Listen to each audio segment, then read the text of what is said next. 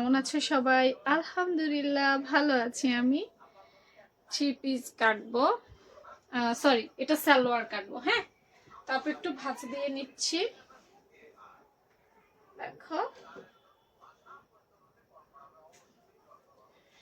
এই দেখো কাপড় ভাঁজ করার সময় এইখানে যেন ঢেউ না পড়ে, এটা এটা কিন্তু বন্ধ পাশ, ভাঁজ লাইন মাথায় রেখো, এখানে ঢেউ পড়া যাবে না।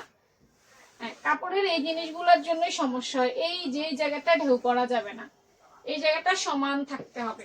এই জায়গাটা সমান থাকা মানেই মনে রাখবা তোমার কাপড়ে ভাঁজ ঠিক আছে। এই দেখছো, এই এই এই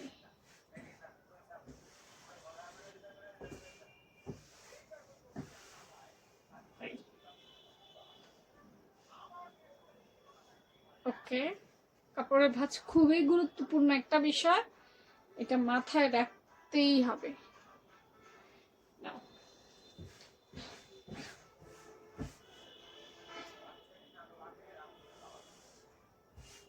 এই দেখছো ভাঁজ লাইনে, এখন দেখো এটাও ভাঁজ লাইন, এখানেও ঢেউ পড়তে পারবে না।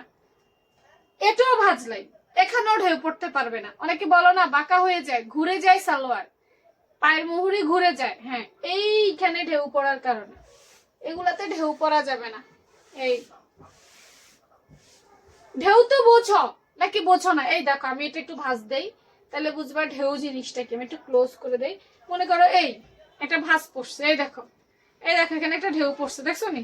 এই একটা ঢেউ পড়ছে। হ্যাঁ, এইখানে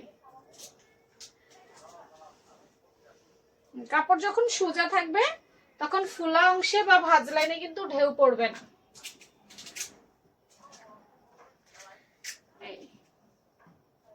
এই দেখছো, এদিকেও সমান এদিকেও সমান। এই কাপড় ভাঁজের এই ট্রিক্স কিন্তু খুবই গুরুত্বপূর্ণ একটা ট্রিক্স। নাও দেখিয়ে দিলাম কিভাবে কাপড়টা ভাঁজ করে। নেক্সট পার্টের জন্য অপেক্ষা করো, নেক্সট পার্ট আবার দেওয়া হবে।